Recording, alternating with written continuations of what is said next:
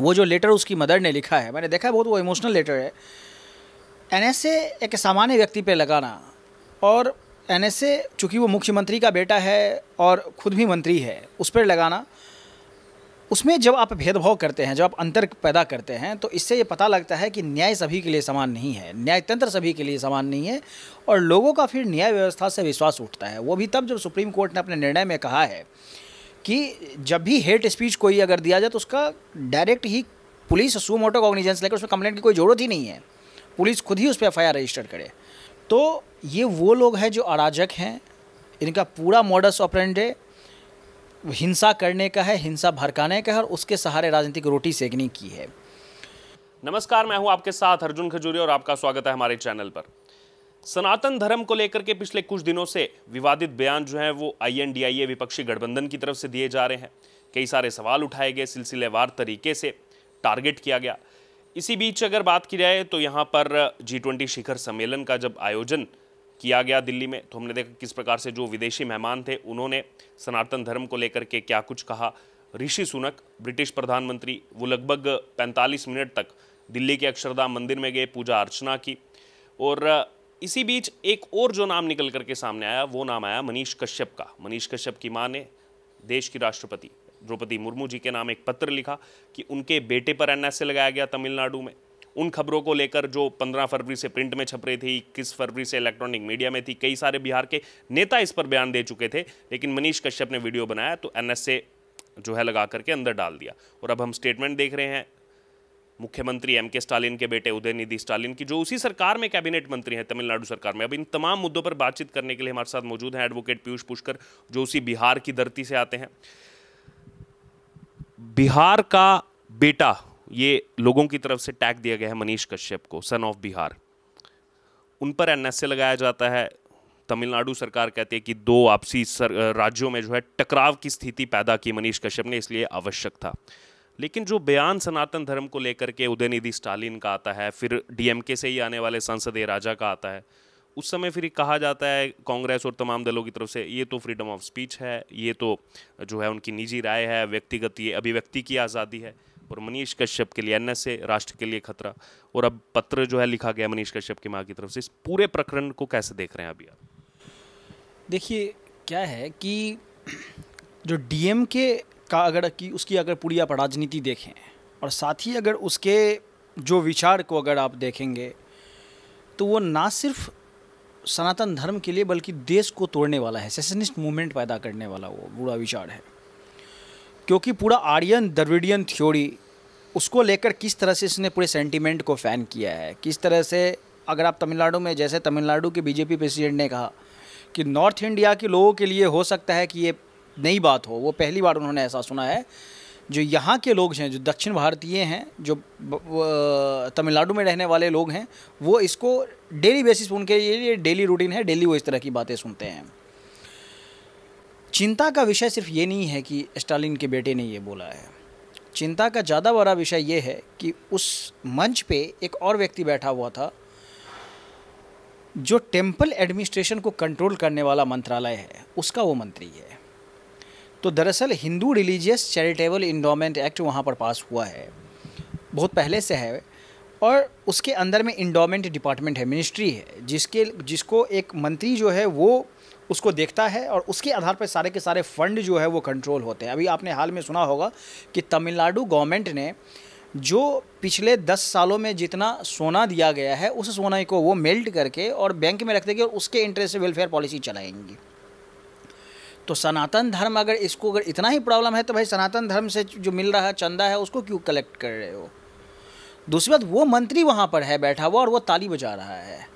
तो आप सोच सकते हैं कि वास्तव में ये जो डेवोटीज़ हैं, जो हिंदू डेवोटीज़ हैं, जो हिंदुज़म को फॉलो करने वाले लोग हैं, वो क्यों नहीं इसका पूर्णतः विरोध करें और कोर्ट्स में जाएं, जहां पर कि इस तरह के जो कंट्रोलिंग अथॉरिटीज़ हैं, जो किसी न किसी एक पार्टी से आते हैं, अगर आप इस पर अगर कभी बात करेंगे तो वो आपको बोलेंगे कि नहीं, वो भी तो हिंदू हैं।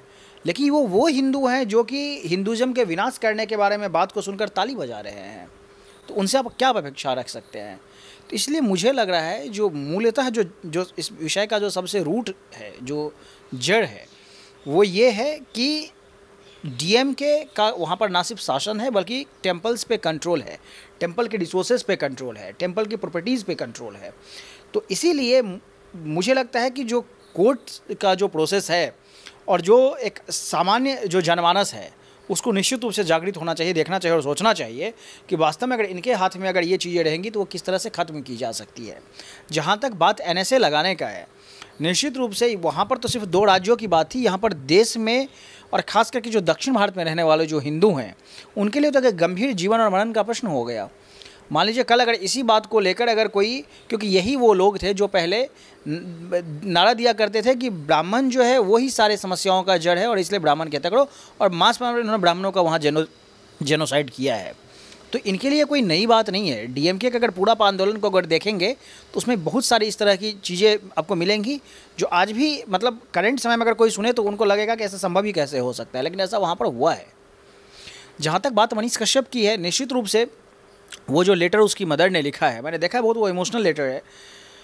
एनएसए एक सामान्य व्यक्ति पे लगाना, और एनएसए चूँकि वो मुख्यमंत्री का बेटा है और ख़ुद भी मंत्री है, उस पर लगाना, उसमें जब आप भेदभाव करते हैं, जब आप अंतर पैदा करते हैं तो इससे ये पता लगता है कि न्याय सभी के लिए समान नहीं है, न्यायतंत्र सभी के लिए समान नहीं है, और लोगों का फिर न्याय व्यवस्था से विश्वास उठता है। वो भी तब जब सुप्रीम कोर्ट ने अपने निर्णय में कहा है कि जब भी हेट स्पीच कोई अगर दिया जाए तो उसका डायरेक्ट ही पुलिस सुओ मोटो कॉग्निजेंस लेकर उसमें कंप्लेंट की कोई ज़रूरत ही नहीं है, पुलिस खुद ही उस पर एफआईआर रजिस्टर करे। और चूँकि नहीं किया है तो कोर्ट को सुओ मोटो कॉग्निजेंस लेना चाहिए। एक पिटीशन वैसे भी अभी फाइल हुआ है, एक पीआईएल अभी फाइल हुआ है, देखते हैं अभी उसकी हियरिंग में क्या होता है। सुओ मोटो की आपने बात की, लेकिन अमित मालवीय जो बीजेपी का आईटी सेल देखते हैं, उन्होंने वो वीडियो डाला और एक वक्तव्य उसमें लिखा कि ये तो ख़त्म करने की बात कर रहे हैं। उन पर तमिलनाडु में उल्टा एफआईआर हो जाती। तमिलनाडु गवर्नमेंट अभी इस तरह से सत्ता चला रही है जैसे कभी आप जो हम अलग अलग अनकंफर्टेबल गवर्नमेंट्स की हम जब चर्चा करते हैं, जैसे उसमें कभी केरला की गवर्नमेंट हुआ करती थी, कभी त्रिपुरा की गवर्नमेंट हुआ करती थी, वेस्ट बंगाल की भी गवर्नमेंट है, ठीक उसी तरह से तमिलनाडु में ये सरकार चल रही है कि अपने विरोधियों को कैसे भी कुचलना है। दरअसल उनका ये भी जो शासन का भी जो पैटर्न है वो भी एक कॉमन पैटर्न है। जयललिता के साथ क्या हुआ था वो भी हम सभी ने देखा था, किस तरह से विधानसभा में उनके साथ क्या हश्र किया गया था, और यही डीएमके के वो लोग थे जिन्होंने साड़ी तक खींच के नंगा करने का उनको कोशिश किया था और रोती हुई बाहर हुआ आई थी। तो ये वो लोग हैं जो अराजक हैं, इनका पूरा मॉडस ऑपरेंडी हिंसा करने का है, हिंसा भड़काने का है, और उसके सहारे राजनीतिक रोटी सेकने की है। तो मुझे ऐसा लगता है कि तमिलनाडु में वास्तव में अगर ये इस मैटर से लेके और इससे रिलेटेड जितने भी मैटर्स हैं, अगर उसकी अगर जांच हो तो कभी भी निष्पक्ष जांच हो ही नहीं सकती है। और यही कारण है कि जो उस बयान को दिया है, जिसने हिंसा भड़काने की कोशिश की है अपने पर्सनल पॉलिटिकल एजेंडा के लिए, उसको उसके अगेंस्ट कुछ नहीं हुआ, लेकिन जो उसको सामने ला रहा है, जो मीडिया में ला रहा है, जो ये दिखा रहा है कि ऐसा कुछ हुआ है, उन सभी पे एफआईआर हो रहे हैं। ठीक यही चीज़ मनीष कश्यप के केस में भी हुआ था। कोई घटना हुई नहीं हुई वो जांच का विषय है। अलग अलग न्यूज़पेपर्स ने छापा, मीडिया में आया, नेताओं ने बयान दिए, लेकिन तब तो उस पर एनएसए लगा दिया गया था। यहाँ पर इस पर ओपन दिख रहा है कि क्या कोई बयान दिया है, और उसके बाद उस व्यक्ति में इतनी शर्म नहीं है कि वो उस बात को पे माफ़ी मांगे, वो उसको डिफेंड कर रहा है। तो आप समझ सकते हैं कि किस तरह से मतलब जो एक शुचिता है, राजनीतिक शुचिता की हम बात करते हैं, नैतिकता की बात करते हैं, उसकी बात तो आप छोड़िए, बल्कि जो संविधान की, जिस कानून की हम बात करते हैं, संविधान की हम बात करते हैं, उसका भी उसको तनिक भी उसकी मतलब रिस्पेक्ट की जो बात है, जो इज्जत करने की बात है, वो नहीं है। इसी बीच अगर बात की जाए तो ये जो पूरा इस समय विवाद छिड़ा हुआ है, जो टिप्पणियाँ की गई, हम देख रहे हैं कि विदेशी मेहमान आए, यूएन सेक्रेटरी जनरल वो भी बात कर रहे हैं। यहाँ पर जो ये थीम लिया गया है कि पूरे तरीके से महाउपनिषद से जो है प्रतिबिंबित करता है आज। दूसरी तरफ हमने देखा ब्रिटेन के प्रधानमंत्री ऋषि सुनक वो भी आए कि मैं प्राउड हिंदू हूँ, मंदिर गए, 45 मिनट तक पूजा अर्चना की। क्या ये करारा तमाचा जो है उन विदेशी डेलीगेट्स ने आज लगाया है G20 के माध्यम से? क्या है, ये वो लोग हैं जिनके पूर्वज कभी एक बोरी चावल में बदल गए थे, तो इसलिए इनसे बहुत अपेक्षा नहीं की जा सकती है। हिंदुज़म को या हिंदू धर्म को किसी से सर्टिफिकेट और एक्रेडिटेशन की ज़रूरत नहीं है। वास्तव में पूरा विश्व हिंदू धर्म के शांति, सद्भाव, वैश्विक बंधुत्व, इसके विचार को जानता है। विश्व का हिंदू धर्म के अलावा कोई ऐसा धर्म नहीं है जहाँ पर कि विज्ञान और धर्म को एक साथ देखा गया है। विरोध में हर समय बाकी धर्मों ने देखा है। और जो जितने भी एब्राह्मनिक रिलीजन है सभी का यही क्लियर कट स्टैंड है कि धर्म जो है वो सर्वोपरि है, और अगर राह में अगर विज्ञान आ रहा है तो विज्ञान को ख़त्म करना चाहिए।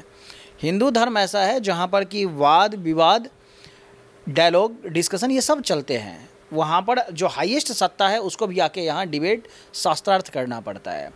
विज्ञान हमारे किस तरह से आपस में और धर्म के साथ किस तरह से उनका आपस में समन्वय रहा है, इसको कहीं छुपा नहीं है। और यही कारण है कि सुश्रुत की मूर्ति जो है कहीं वो अमेरिका में लगी हुई होती है। अलग अलग बड़े बड़े कंट्रीज़ में जब आप जाएंगे वहाँ पर देखेंगे कि वो भारत के विज्ञान पे रिसर्च कर रहे हैं, भारत की जो पुरानी पद्धति है उस पर रिसर्च कर रहे हैं।